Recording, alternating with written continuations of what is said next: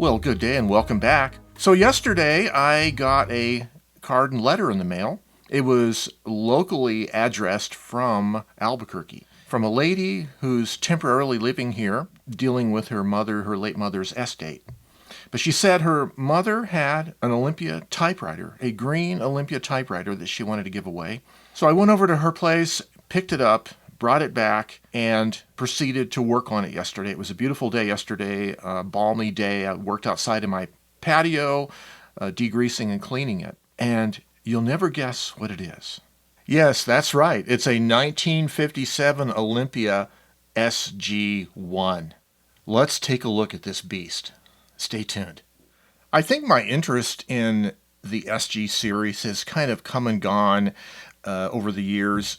I had an opportunity to have one from a local collector. I used it for a while, didn't quite like it that much, and ended up giving it back to her. But in the intervening years, I have gotten interested more in standard typewriters. So let's say before yesterday, my inventory of standard typewriters was the 1947 Royal KMM and the 1925, I think it was, Underwood 5. So after I picked this machine up and I started working on it, it was had a lot of cat hair in it. I don't think she was a smoker, but it had a lot of sticky grease, so I'm going to say she was a fryer, not a smoker. It needed a lot of degreasing.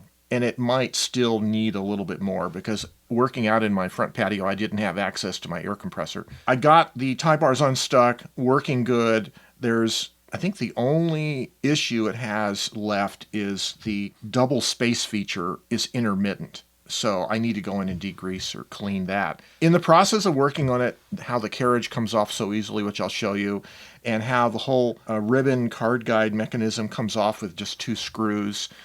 It's really a great machine to work on and also to type on. So this SG1, I've really kind of fallen in love with all of a sudden, and I've decided that I'm going to get rid of at least one of my other standard typewriters just to make room for this, because I literally don't have any table space to put it.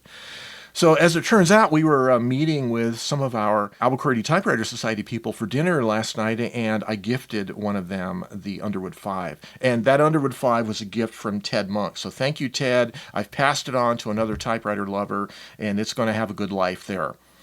But in the meantime, we have this SG1, and let's show you its features, shall we? Well, okay, let's start with the keyboard. On the top of the keyboard, in the middle is your tabulator bar. Like that. It has a pretty effective tabulator brake system that's actually built into the escapement mechanism. Here's your tab set and your tab clear to either side of it. So this knob to the right is the touch selector. And the margin release key here on the left, MR, with the backspace on the right. And the margin release on this machine also doubles as a key dejammer, which is pretty neat for this era of typewriter. And over here is the ribbon bichrome. It has 4 settings. So you have the blue represents the top of the ribbon. The red is the bottom of the ribbon. The yellow is the middle of the ribbon. And the white is the stencil position. So this is a 1957 machine, and so the keyboard does not have the number 1. It has a plus equals key. Exclamation mark, 3/4, 1/4, 1/2 keyboard. It has the apostrophe is a shifted 8, like these kind of keyboards did. Your underscore is a shifted 6, and your dash is lowercase on the asterisk key. So it has some interesting keys, though, different than maybe a standard American keyboard. And by the way, it does have a $, so it is sort of a Western U.S. keyboard. It has this caret, this up arrow caret symbol on this key, and then it has a 1/, like a universal fraction symbol. And then on this key, the lowercase position of it is an underscore TH, which is superscripted. So you can write like fourth, for instance, or whatever. And then the shifted symbol is the degree symbol. This one is 1/4, 1/2 fraction, pretty standard on American machines. Here's your at and cent symbol, question mark, and /. Then we get into this key right here. This key is the single or double spacing key. And normally when it's up, it's set to the single space position. One keystroke is one character space on the carriage, but when you push it down like this, one keystroke of either the characters or the space bar will do a double. So the rest of the keyboard is pretty standard. Margin release is on the left, backspace on the right, shift lock shift, and you can clear the shift lock with either shift key, space bar here. Well, to remove the ribbon cover, you want to pull up on the front and then pull it towards you. So here's the ribbon system. This entire set of brackets here with the clear plastic card guides is removable if you take out these two screws right here. So these card guides have two locking levers. When you push the levers toward the middle of the typewriter, it will lock the card guides into position. But then the manual recommends that when you're removing and installing the carriage, you push the two levers to the outside, and that enables you to flip the card guides toward the front of the machine, giving you more room so you can actually remove the carriage. So to gain access to remove the carriage, there are two knobs, one on the left rear side panel and one on the right. When the carriage is locked in place, these knobs are horizontal. You want to turn them vertically, rotating the top of the knob toward the rear of the machine on both the left and the right side. And then when you do that, you can simply lift the carriage up by the platen knobs and pull it off. Simple as that. And then to reinstall the carriage, you want to first feed the spring motor down into the gap between the mechanisms and center the carriage. And carefully let it set itself into place. Turn those knobs horizontal so they're locked. Make sure the carriage is locked, and then you can test to make sure that you have the escapement engaged properly. Okay, on the left side of the carriage, you first have the carriage return lever. It's nice and long. It hooks down, and it's very ergonomic to reach from the keyboard position. Very nice. Platen knob, and there is a feature where you can pull the outer part of the knob out, and that will disengage the line spacing and permanently change the line spacing if you turn the knob. Versus this lever here, which if you pull it toward you, will temporarily disconnect the line spacing, but it will not change it. So this is your temporary disconnect. This is your permanent disconnect. So we have a carriage release lever behind the knob. And then this lever here, this crank arm, is to clear all the tabs in one motion. The line spacing selector is this dial up on top, and it goes from 1, 1.5, 2, 2.5, and 3 line spacing. And there are little dots on the plastic wheel that indicate 1, 2, and 3 for quick reference. So you have a paper bail with a scale and nice metal rollers that are grooved. It also has these plastic grippy handles on the end of the paper bail that makes it convenient for you to grip with your thumb. So there is an erasing table on top above the platen, and you have a paper guide that slides back and forth. The previous owner had marked in white out a little line where she likes to have her margin set. Here is the left margin and the margin scale.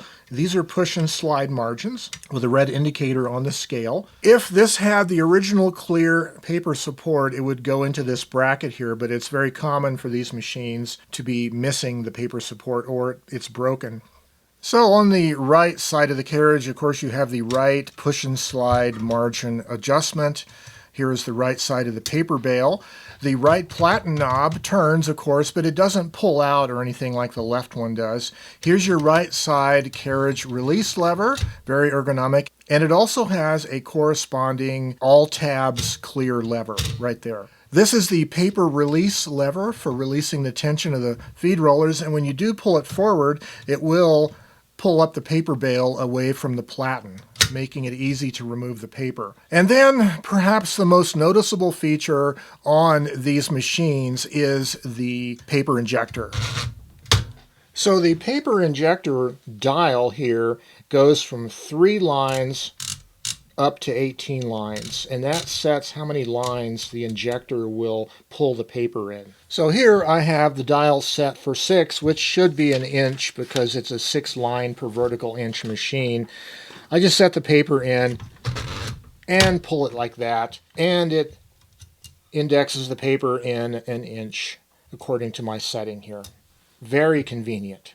So to reinstall the ribbon cover, there was a yellow bracket on either side with a metal pin on the back of the lever, and that pin will engage in the little hooked bracket on either side of the ribbon cover, so you just stick the hook bracket back there. It's very similar to an Olivetti, how the ribbon cover comes off, and then push the front.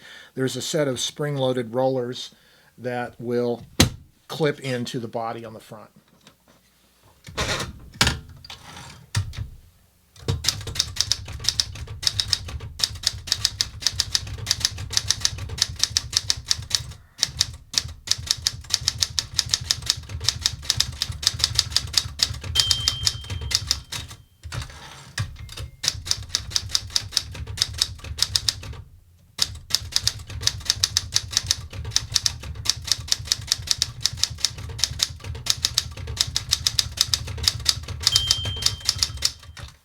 I think the story of getting this SG1 and then gifting away my Underwood 5 raises a good question about the role of these large standard desktop typewriters in your collection.